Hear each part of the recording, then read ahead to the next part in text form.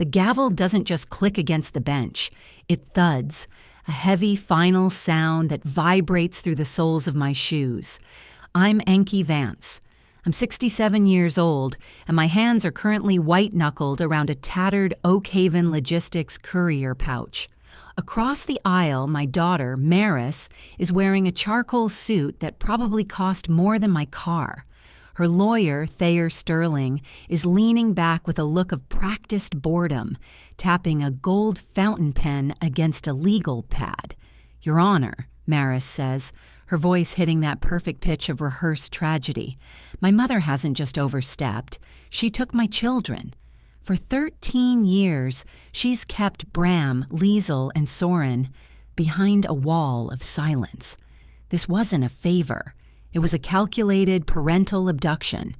The word abduction hangs in the room like a bad smell.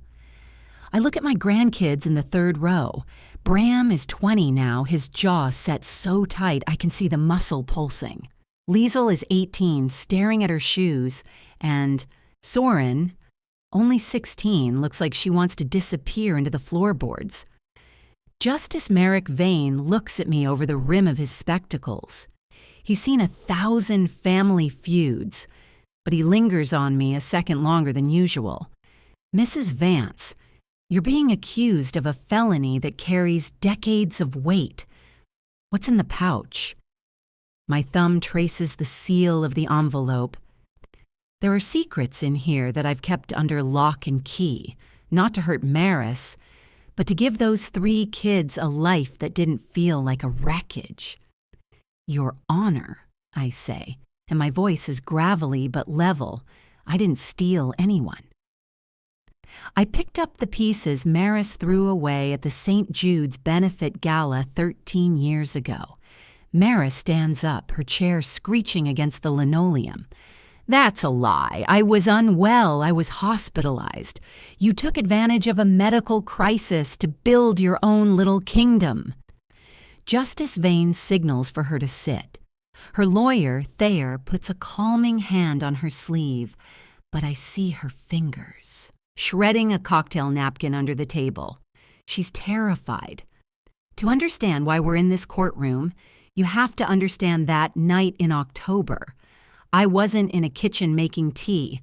I was at the peak of my career, managing the Oakhaven art auction. It was a $500 a plate event.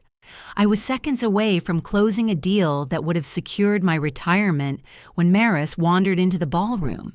She wasn't just tired, she was frantic. She had Bram, Liesel, and Soren in tow. The baby was screaming, and Bram had a fever that made his eyes glassy. She didn't just leave them with me. She left them in the middle of the auction floor while I was on stage. The chaos that followed, the children crying, the disrupted bids, the ruined centerpieces, it didn't just cause a scene. It cost me my position at the firm. I was fired the next morning for unprofessional conduct. Maris didn't stay to help. She climbed into a black town car and disappeared. I stood in the rain, outside the gala with 3 kids and a box of my desk supplies. Bram asked me if they did something wrong. I told him no. I told him we were just going on a long sleepover. Weeks turned into months. I used my severance to buy their school clothes. I sold my engagement ring to pay for Soren's specialist appointments when her cough wouldn't clear up. I took a job at Kensington Partners, not as a manager, but as a night shift data entry clerk. I worked when the kids slept so I could be there to walk them to the bus in the morning. 13 years of school plays, broken bones, and awkward teenage breakups. 13 years where Maris's phone number led to a disconnected tone. Then, 3 months ago, my brother passed away in Houston. He was a quiet man, but he was a principal partner at Vanguard Maritime. He left a trust, $50,000 for each of his grandnieces and nephews. But there was a catch in the Oakhaven trust documents. The funds could only be dispersed to the legal guardian. Suddenly, after a decade of silence, Maris shows up with a high-priced lawyer and a lawsuit for kidnapping. She doesn't want the kids. She wants the management fees associated with a $150,000 inheritance. Justice Vane leans forward, his interest finally piqued. "Mrs. Vance, you mentioned a document." I stand up.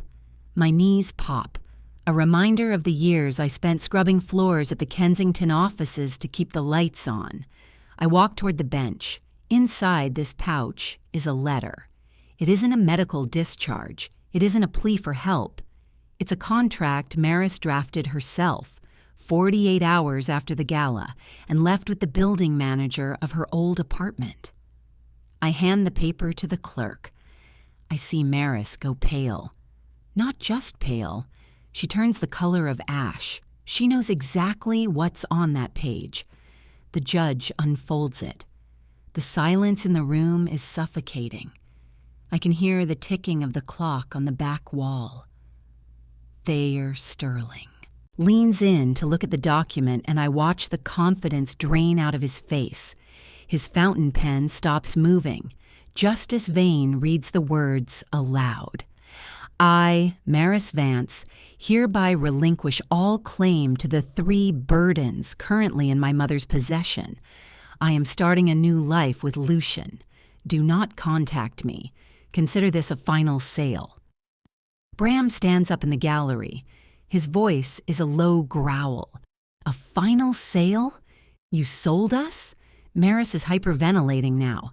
"I was in a bad place. Lucian said he wouldn't marry me if I had baggage. I didn't mean it.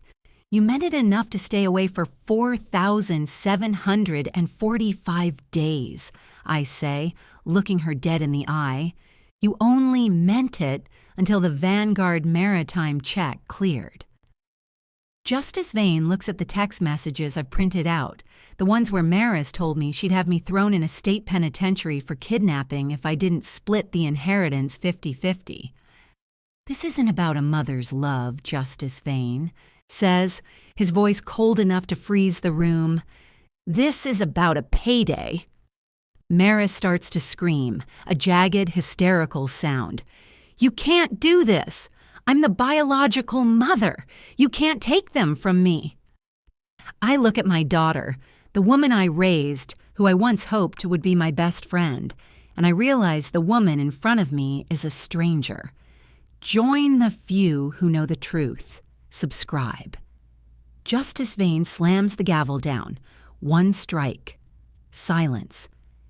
"Mrs. Vance," he says, looking at Maris, "you aren't leaving this courtroom with custody. You're leaving it with a referral to the district attorney for attempted extortion." He turns to the clerk. "Issue a permanent restraining order, effective immediately. Mrs. Anke Vance is the sole legal guardian of the minors, and the trust will remain under her supervision until the children reach the age of 21. Maris collapses into her chair, sobbing into her hands. It's a hollow sound. There's no grief in it, only the realization that the game is over. As we walk out of the courthouse, the sun hits Bram's face. He looks older. He looks relieved. Soren grabs my hand, her grip tight and steady. I didn't just win a court case today. I defended the home we built from the scraps Maris left behind.